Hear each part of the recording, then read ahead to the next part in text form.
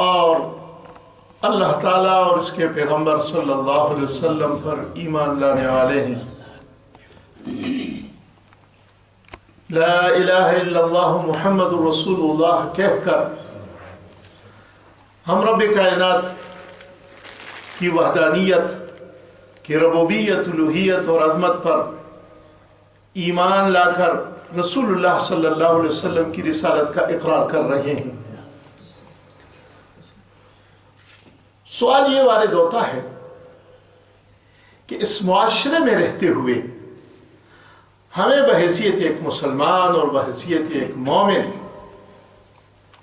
کس کردار کی ضرورت ہے، کس طرح زندگی گزارنے کی ضرورت ہے۔ قرآن و حدیث پر نظر ڈالتے ہوئے اندازہ ہوتا ہے کہ ایمان کا یہ مسئلہ بڑا مشکل تھا، کوئی آسان نہیں۔ یہی وجہ ہے کہ ایمان کی حقیقت سکھلانے کے لیے رب کائنات نے جبرائیل امین کو بھیجا، اور جس سے پیغمبر علیہ الصلوۃ والسلام کی خدمت میں حاضر ہو کر چند سوالات کیے، مل ایمان، مل اسلام، یا رسول اللہ ایمان کی حقیقت کیا ہے، یا رسول اللہ اسلام کی حقیقت کیا ہے، اور پھر مل احسان، متی الساعہ، احسان کی حقیقت کیا ہے، قیامت کب ہوگی۔ یہ کچھ وہ حقائق ہیں جو زبانی رسالت سے صحابہ کرام نے سیکھی، اور احادیث کے درس میں آپ لوگ سنتے ہیں کہ ایمان میں رسول اللہ صلی اللہ علیہ وسلم نے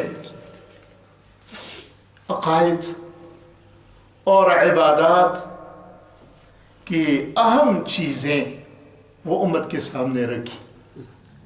ایک تو ہماری ایک بدقسمتی ہے کہ ہم کبھی کبھی معاشرتی طور پر ایمان کا یہ دائرہ بہت تنگ کر دیتے ہیں، اور یہاں تک کہ چند باتوں کو ایمان کا نام دے کر اور اسلام کا نام دے کر اور ایک دوسرے پر فتوے لگا لیتے ہیں، حالانکہ حقیقت ایسی نہیں۔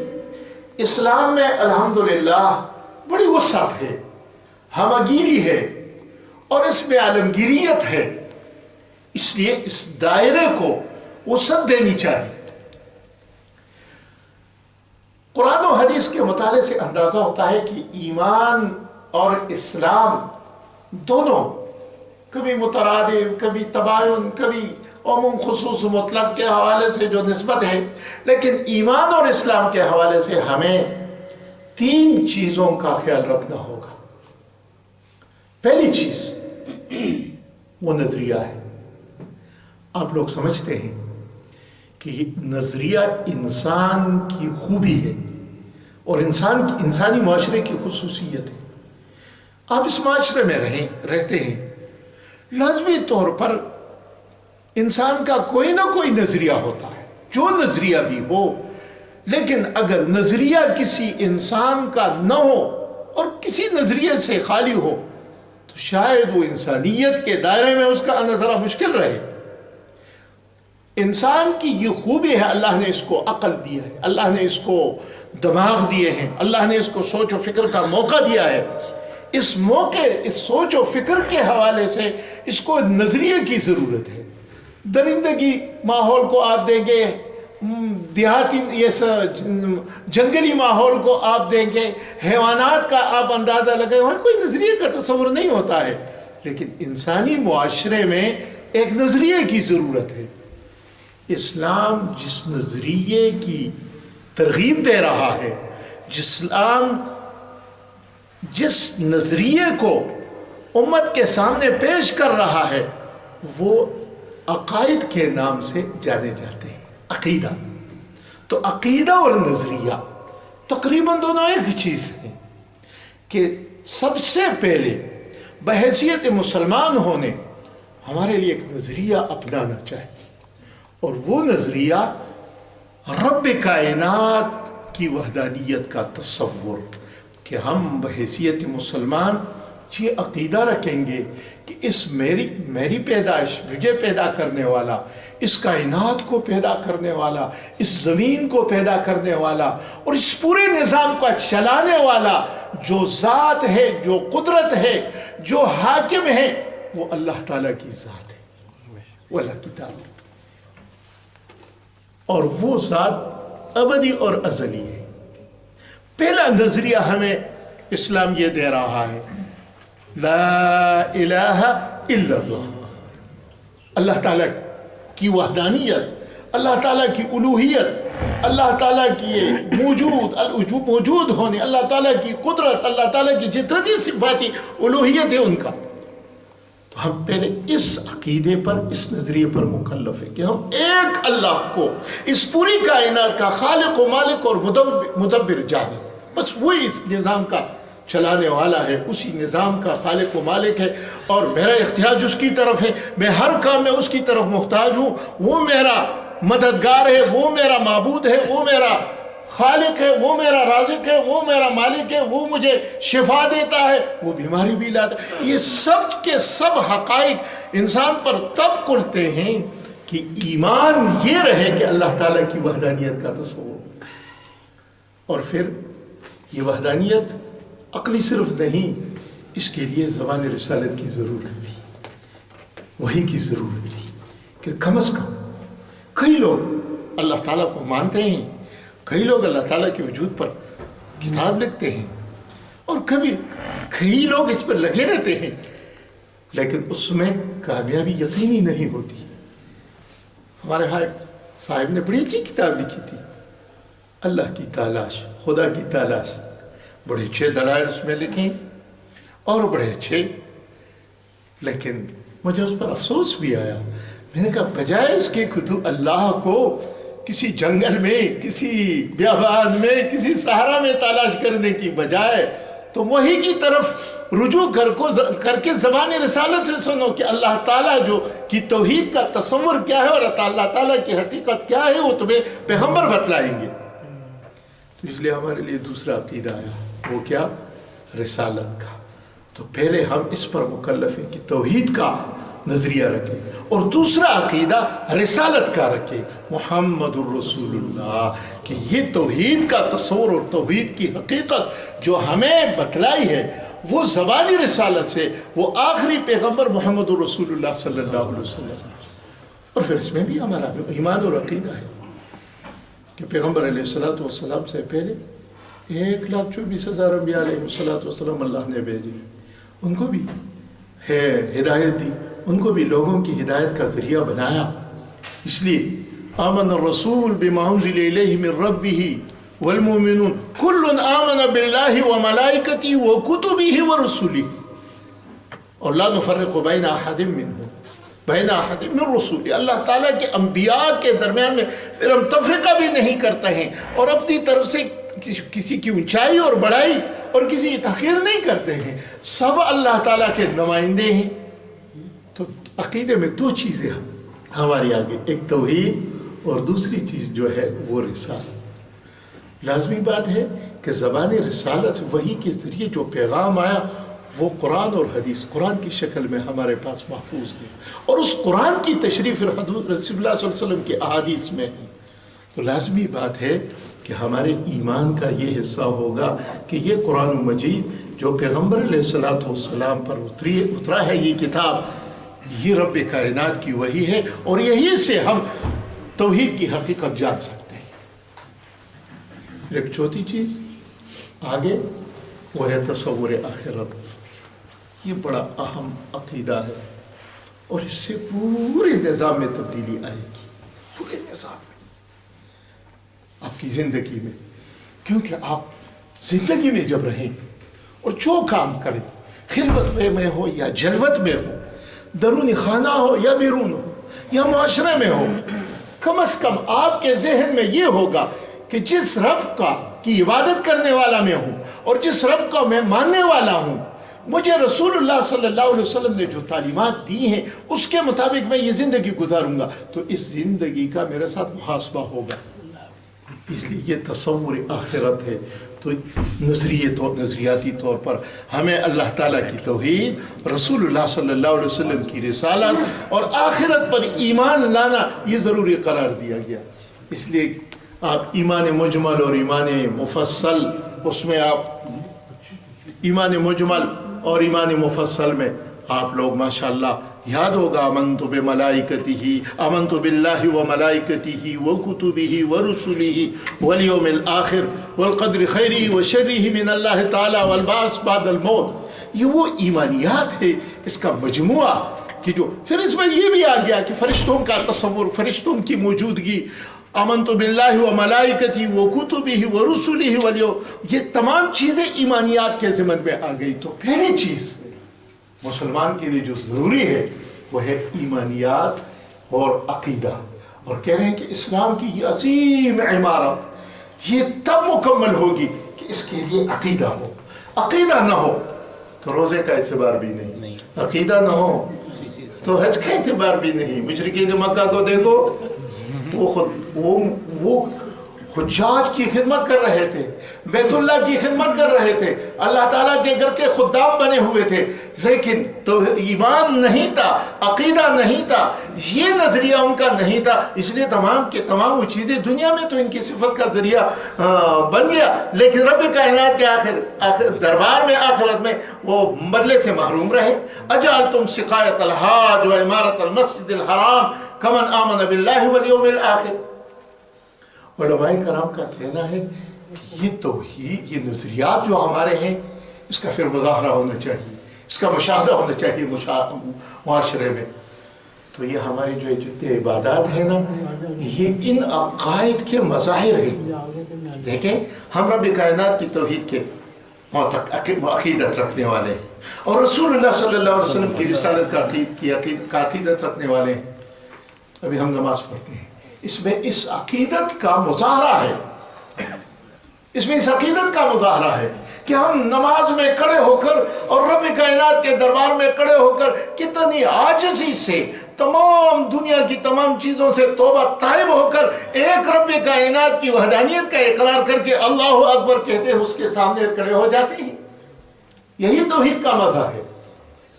اس لیے عبادت میں بنیادی چیز یہ ہے، اس نظریے اور اس عقیدے کا ایک اظہار ہوتا ہے، اور پھر نماز اس طریقے سے پڑھیں گے کہ جس طریقے سے رسول اللہ صلی اللہ علیہ وسلم نے ہمیں سکھلائی ہو۔ پھر رسالت کی عقیدت اور رسالت کے عقیدے کا مظہر آ گیا۔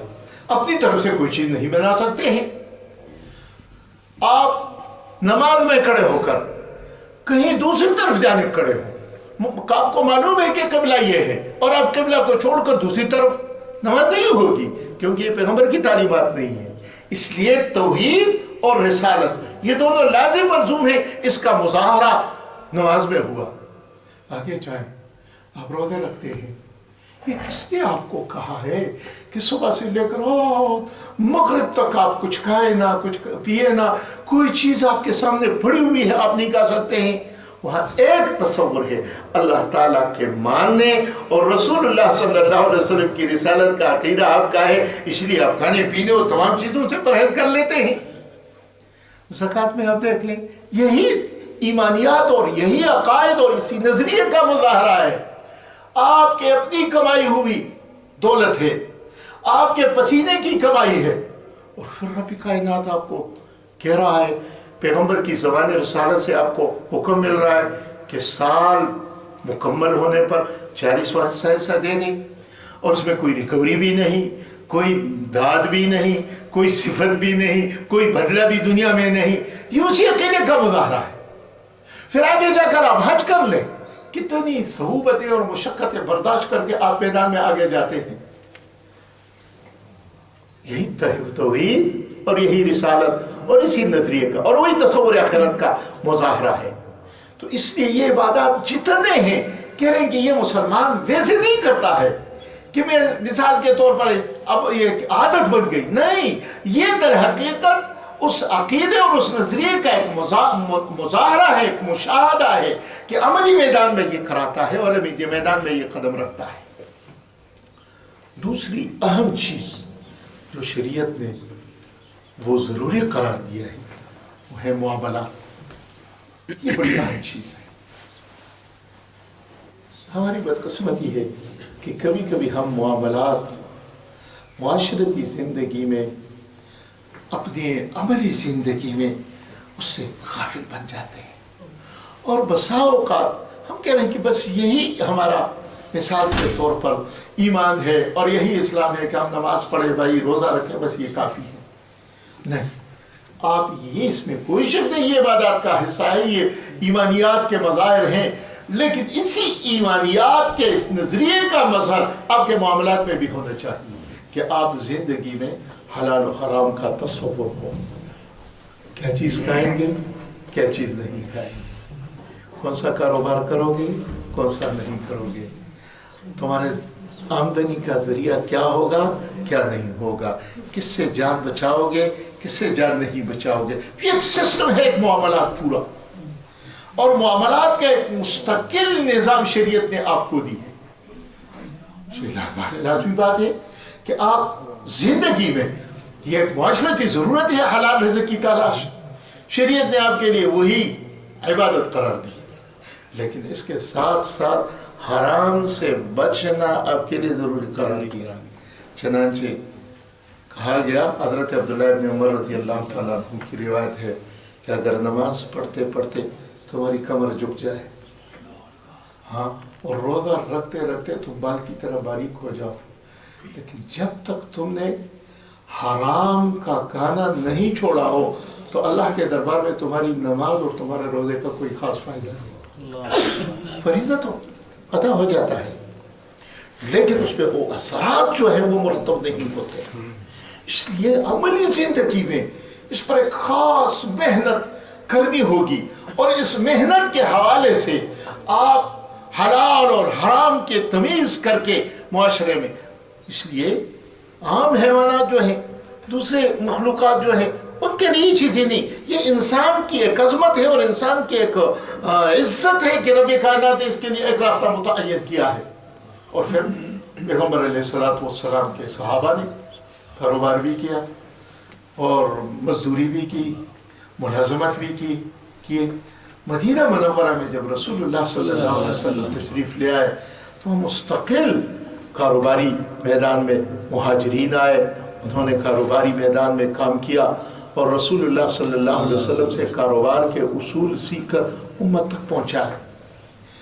अंसार जो थे मदीना मुनव्वरा के रहने वाले, उन्होंने ये भी किया, उन्होंने एग्रीकल्चर ज़राअत के हवाले से वो बड़ा काम किया और उम्मत के लिए अमली मैदान में बड़े मवाद रसूलुल्लाह सल्लल्लाहु अलैहि वसल्लम से सीखकर उम्मत को दिए।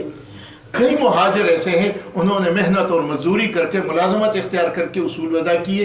तो ये मामलात की एक ज़िंदगी है इस्लाम में। दूसरी अहम चीज़ ये है, और तीसरी चीज़ अहम चीज़ जो है वो है किरदार, अखलाकियात। ये बड़ा अहम है। इस्लाम इन तीनों पर जोर दे रहा है। इसलिए लैसल बिर्र अन तुवल्लू वुजूहकुम क़िबल अल-मशरिक़ वल-मग़रिब वलकिन्नल बिर्र मन आमन बिल्लाहि वल यौमिल आखिर वल मलाइकति। ये ईमानियात की एक मुस्तकिल फ़हरिस्त, अखलाकियात की भी एक मुस्तकिल फ़हरिस्त। वल-मूफ़ूना बिअहदिहिम इज़ा आहदू वस्साबिरीना फ़िल बासाइ वज़्ज़र्रा व हीनल बास उलाइका अल्लज़ीना सदक़ू उलाइका हुमुल मुत्तक़ून। तो तीसरी चीज़ जिस पर इस्लाम जोर दे रहा है वो है किरदार का, वो है अखलाकियात का, कि मुसलमान अगर एक तरफ नज़रिया और अक़ीदा रखे, दूसरी तरफ वो मामलात पे अपनी गहरी नज़र रखे, तो तीसरी चीज़ ये है कि वो मुआशरा में खल्क़ खुदा के साथ रहे, मखलूक के साथ उसकी बूदुबाश हो, उसका उठना बैठना हो, उसकी नशिस्त व बर्खास्त हो। तो ये ऐसे हवाले से होगा कि ये इस पूरी कायनात के लिए एक खुशी का जरिया होगा। अखलाकियात, किरदार है इसमें। चनांचे रसूलुल्लाह सल्लल्लाहु अलैहि वसल्लम से जब पूछा जाता है कि मतस्सा, क़यामत कब है, पैगम्बर अलैहिस्सलातु वस्सलाम ने फरमाया मुझे पता नहीं कि क़यामत कब है, यह इल्म रब्बी कायनात ने अपने पास रखा है। लेकिन رسول اللہ صلی اللہ علیہ وسلم نے اس کی نشانیاں بتائیں کہ قیامت کب آئے گی. ایک نشانی اس میں سے یہ ہے، پیغمبر علیہ الصلوۃ والسلام نے فرمایا ان تلد الامۃ ربها، ان تلد الامۃ ربها. مختلف تعبیرات محدثین نے کی ہے، بہتر تعبیر یہ ہے کہ ماں کے ساتھ نوکرانی جیسا سلوک ہو. ان تلد الامۃ ربها، ماں کے ساتھ نوکرانی، یہ اخلاقیات کا مسئلہ ہے، کیونکہ انسان اس پر مکلف ہے کہ اپنی ماں کی عزت اور عظمت کا خیال رکھے، والدین کا، اور پھر خاص کر ماں کا. حدیث میں رسول اللہ صلی اللہ علیہ وسلم نے فرمایا کہ ماں کے قدموں میں جنت کی تلاش رکھو. ماں کی دعائیں، ماں والدین کی دعائیں لو. ابھی ایک شخص اٹھ کر معاشرے میں، اور وہ اگر ماں کے ساتھ حسن اخلاق اس کا نہ ہو، کردار اس کا اچھا نہ ہو، تو دنیا میں اور کون ہے کہ اس کے ساتھ وہ اچھا اخلاق رکھے گا؟ جی ماں تو اس کے لیے گران قدر سرمایہ ہے، اور اس گران قدر سرمایہ کے ساتھ وہ حسن سلوک کا کیا تو اس کی خدمت کا مستحق ہے. اور یہ اٹھ کر وہاں پر اس کی کوئی خدمت کی بجائے ان تلد الامۃ ربها، ان تلد الامۃ ربها بعض روایت میں ہے، لازمی طور پر کہ جب اس کے ساتھ نوکرانی جیسا سلوک کرے گا تو یہ گرے ہوئے اخلاقیات ہیں. اس لیے پیغمبر علیہ الصلوۃ والسلام نے فرمایا پھر یہ قیامت کی نشانی ہے. اور وَأَن تَرَى الْحُفَاةَ الْعُرَاةَ رُعَاةَ الْإِبِلِ الْبُهْمِ يَتَطَاوَلُونَ فِي الْبُنْيَانِ. مادیات کا غلبہ ہوگا، کردار کی بجائے. اگر کسی کو پرکھنا ہو، کسی کو یعنی مقام دینا ہو، اور کسی کو عظمت دینی ہو، اور بھائی ایک عظمت دینی، تو کہہ رہے ہیں کہ بھائی اس میں کیا ہے، اس کی مادیات کو دیکھتے ہیں، کردار کو نہیں دیکھتے ہیں. حالانکہ انسان کی قیمت جو ہے وہ پیسہ سے نہیں بنتی ہے، وہ مال سے نہیں بنتا ہے، اس کی قیمت دنیا سے نہیں بنتی ہے. انسان کی قیمت اگر بنتی ہے کردار سے بنتی ہے. کردار، یہ کتنا بڑا صاحب کردار ہے، اور اسی کردار کے حوالے سے یہ ترقی کرتا ہے، مخلوق کے ہاں بھی اور خالق کے ہاں بھی. چنانچہ آج دوسری روایت میں آیا کہ اذا اسد الامر الى غیر اہلی، یہ بھی اخلاقیات کا مسئلہ ہے کہ نہ اہلیت کو ذمہ داری سپرد ہو، اور اہلیت کو وہ اس کو نظر انداز کر لے. یہ کردار کا مسئلہ ہے. اس حوالے سے آپ دیکھیں پھر معاشرے میں آپ اعتماد میں رہو گے، اس لیے جھوٹ نہیں بولو گے. جھوٹ شریعت میں حرام ہے.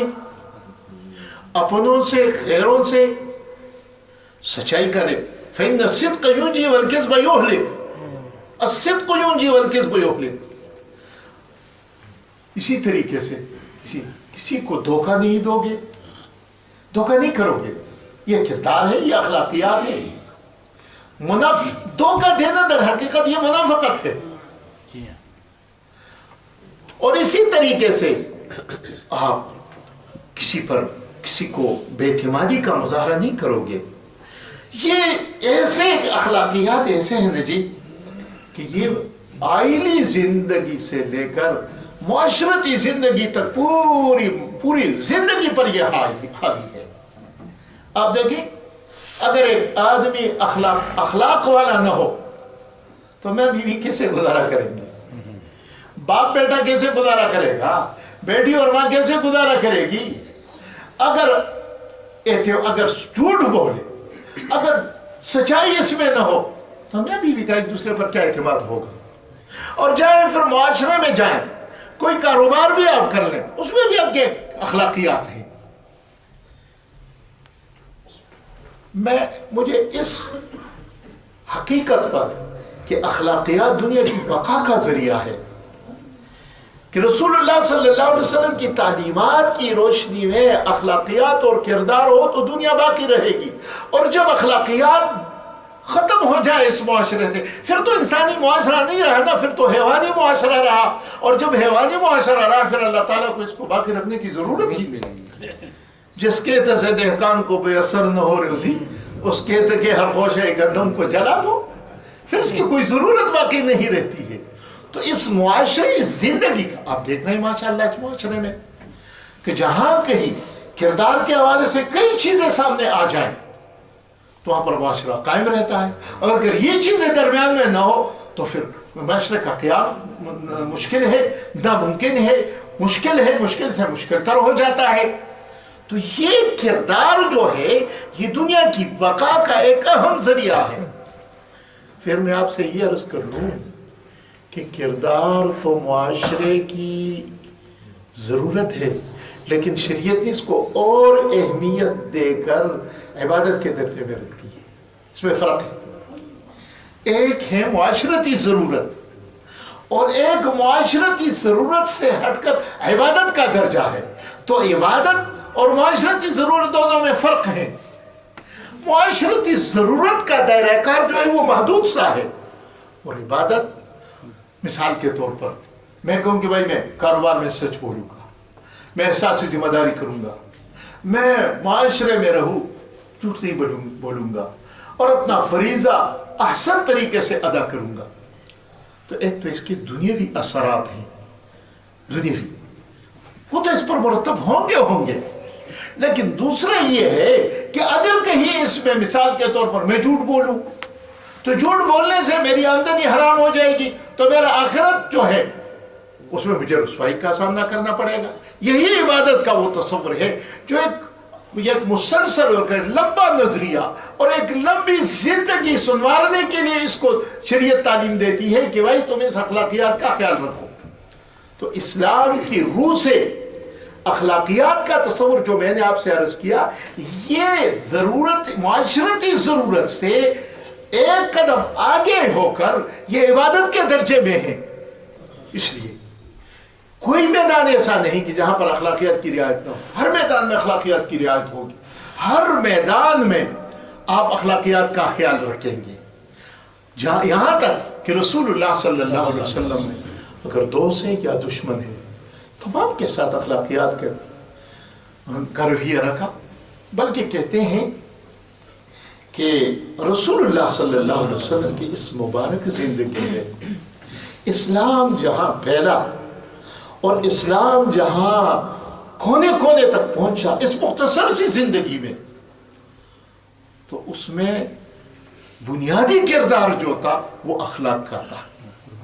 یہ انقلاب جو آپ اسلام کا دیکھ رہے ہیں پیغمبر علیہ السلام کی زندگی میں آیا اور مکہ مکرمہ سے لے کر اور پھر یہ پوری دنیا پر یہ پیغام خلفائے راشدین کے دور میں پہنچا، تو اس میں تلوار کا کردار نہیں تھا بلکہ تلوار کی نسبت سے کردار کا اثر زیادہ تھا.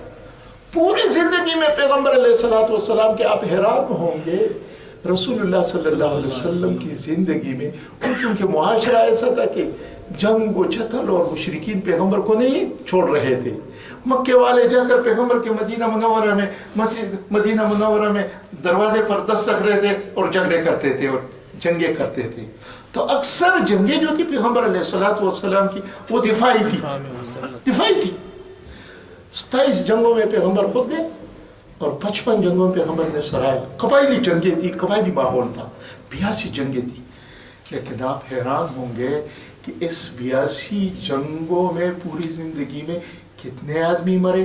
1018. 1018 کوئی اتنی بڑی تعداد نہیں ہے. یہ 82 جنگوں کا ایک خلاصہ ہے. وہ یہ پورا انقلاب جو آیا، پوری تبدیلی جو آئی اس معاشرے میں، وہ تو اس میں 1018. آج کل آپ دیکھ رہے ہیں ان جنگوں میں اور ان چیزوں میں لاکھوں آدمی، کروڑوں آدمی مر جاتے ہیں، کروڑ آدمی.